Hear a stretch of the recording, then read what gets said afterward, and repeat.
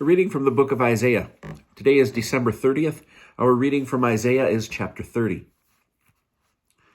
O disloyal sons, declares the Lord, making plans against my wishes, weaving schemes against my will, thereby piling guilt on guilt, who set out to go down to Egypt without asking me, to seek refuge with Pharaoh, to seek shelter under the protection of Egypt. The refuge with Pharaoh shall result in your shame, the shelter under Egypt's protection in your chagrin. Though his officers are present in Zon, and his messengers reach as far as Hanes, they all shall come to shame because of a peoples that does not avail them, that is of no help or avail, but brings only chagrin and disgrace. The beasts of the Negeb pronouncement.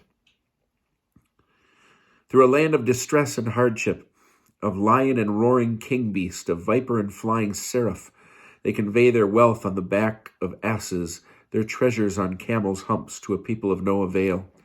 For the help of Egypt shall be vain and empty. Truly I call this. They are a threat that has ceased. Now, go write it down on a tablet and inscribe it in a record, that it may be with them for future days, a witness forever. For it is a rebellious people, faithless children, children who refuse to heed the instruction of the Lord, who said to the seers, do not see, to the prophets, do not prophesy truth to us. Speak to us falsehoods, prophesy delusions. Leave the way, get off the path. Let us hear no more about the Holy One of Israel. Assuredly, thus said the Holy One of Israel, because you have rejected this word and have put your trust and reliance in that which is fraudulent and torturous, of a surety, this iniquity shall work on you like a spreading breach that occurs in a lofty wall, whose crash comes sudden and swift. It is smashed as one smashes an earthen jug, ruthlessly shattered so that no shard is left in its breakage, to scoop coals from a brazier or ladle water from a puddle.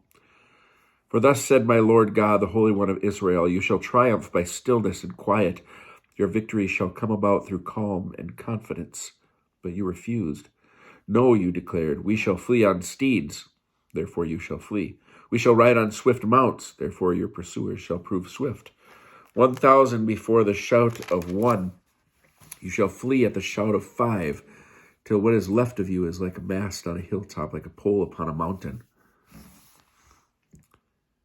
Truly the Lord is waiting to show you grace. Truly he will arise to pardon you, for the Lord is a God of justice. Happy are all who wait for him. Indeed, O people in Zion, dwellers of Jerusalem, you shall not have cause to weep.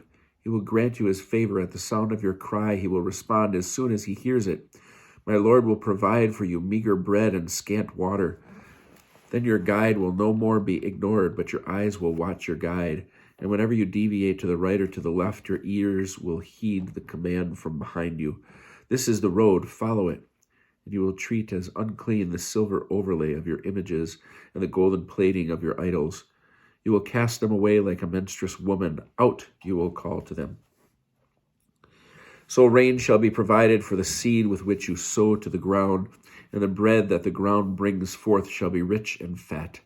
Your livestock in that day shall gaze in broad pastures. As for the cattle and the asses that till the soil, they shall partake of salted fodder that has been winnowed with shovel and fan. And on every high mountain and on every lofty hill there shall appear brooks and watercourses on a day of heavy slaughter, when towers topple. And the light of the moon shall become like the light of the sun, and the light of the sun shall become sevenfold, like the light of the 7 days, when the Lord binds up his people's wounds and heals the injuries it has suffered. Behold, the Lord himself comes from afar in blazing wrath, with a heavy burden, his lips full of fury, his tongue like devouring fire, and his breath like a raging torrent, reaching halfway up the neck, to set a misguided yoke upon nations, and a misleading bridle upon the jaws of peoples. For you there shall be singing as on a night when festival is hallowed. There shall be rejoicing as when they march with flute, with timbrel, and with lyres to the rock of Israel on the mount of the Lord.